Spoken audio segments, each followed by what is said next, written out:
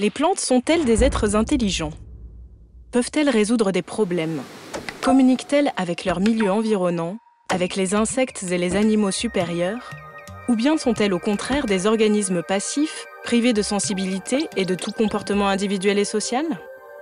Un examen superficiel semblerait certes suggérer que le monde végétal se caractérise par un niveau de complexité des plus bas.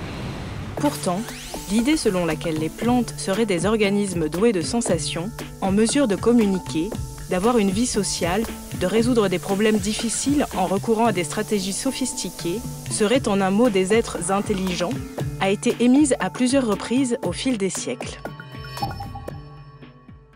Dans le sillage de plusieurs décennies d'expérimentation, on a en effet commencé à voir dans les plantes des êtres capables de calculs et de choix, d'apprentissage et de mémorisation, à tel point qu'il y a quelques années, malgré des polémiques plus ou moins stériles, la Suisse a été le premier État au monde à leur reconnaître des droits dans une délibération spéciale.